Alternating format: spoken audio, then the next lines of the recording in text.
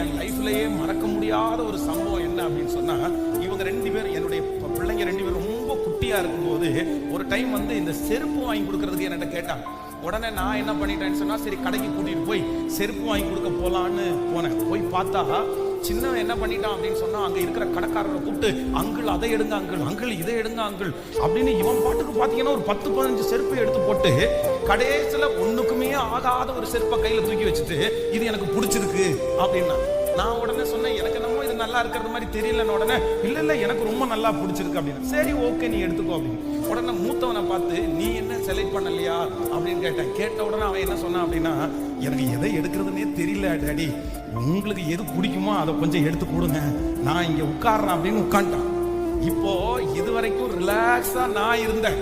நீங்க என்ன வேணுமோ உங்களுக்கு பிரியமானதை எடுத்துருங்க, நான் காசு கொடுத்து வாங்கி கொடுக்குறேன்னு. இப்ப மூத்தவன் மொத்த பொறுப்பையும் யார் கையில போட்டுட்டான்? என் தலை மேல போட்டான். இப்போ நான் ஒன்னொன்னா எடுத்து, ஏன் இப்ப நான் டேடி இல்ல, நான் அப்பா இல்ல, நான் எடுத்து கொடுக்கறது என்னவா இருக்கணும்? பெஸ்டா தானே இருக்கணும். இந்த பொறுப்பு முழுக்க ஏன் தலை மேல போட்டதுனால நான் மண்டைய உருட்டி அப்புறம் உன்னை எடுத்து கொடுத்து கூட்டிட்டு வந்தேன். அப்போ நான் அந்த இடத்துல என்ன நினைச்சேன் அப்படின்னு சொன்னா, ஒரு பொறுப்பை பிள்ளை அப்பா கையில கொடுக்கும் போது அப்பாவுக்கு எந்த அளவுக்கு கரிசனை இருக்குதோ, என் பரமபிதா அதை விட கரிசனை உள்ளவன், அதை விட கரிசனை உள்ளவன். கர்த்தர் கையில கொடுங்க, கர்த்தர் கையில கொடுங்க. ஆண்டவரே நீர் எடுத்து கொடுங்க. ஆண்டவரே உங்களுக்கு சித்தமானா வாய்க்கட்டும், உங்களுக்கு விருப்பமானா இதை தாங்கன்னு கேளுங்க. நான் நம்புறேன், நீ அறியாததும் உனக்கு எட்டாததுமான பெரிய காரியத்தை நீங்கள் நினைக்கிறதற்கும் வேண்டிக் கொள்ளுவதற்கும் அதிகமான காரியத்தை அப்பா நமக்கு செய்கிறதற்கு கர்த்தர் வல்லவரா இருக்கிறார். சோ நம்மிடத்துல செலக்ட் பண்றதுக்கு ஆண்டவர் உரிமை கொடுத்திருக்கலாம், பணம் கொடுத்திருக்கலாம், என்ன கொடுத்திருந்தாலும் நீங்க எப்பவுமே எந்த பொருள் வாங்கினாலும் பணம் இருக்குன்னு வாங்கிடாதீங்க சிஸ்டர், பிரதர். பணம் இருக்குன்னு வாங்கிடாதீங்க பிரதர். உங்கள்கிட்ட அவ்வளவுதான் ஆள் இருக்குன்றதுக்காக வாங்கிடாதீங்க பிரதர். நீங்க யூடியூப்ல பார்த்து அப்படியெல்லாம் பண்ண வேண்டாம்.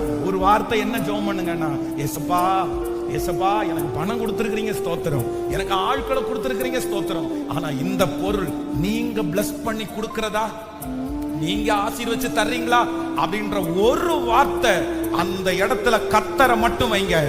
நான் எழுதி உங்களுக்கு தர்றேன், அந்த காரியம் உங்களுக்கு வெற்றியா இருக்கா இல்லையான்னு பாருங்க. அந்த காரியத்துல ஆண்டவர் உங்களோட இருக்கிறாரா இல்லையான்னு பாருங்க. எந்த இடத்துல வேதம் சொல்லுகிறது, என்னை கனப்படுத்துகிறவனை நானும் கனப்படுத்துவேன். கர்த்தரை கனப்படுத்துகிற பிள்ளைகளை ஆண்டவர் கனப்படுத்தாம விடமாட்டார்.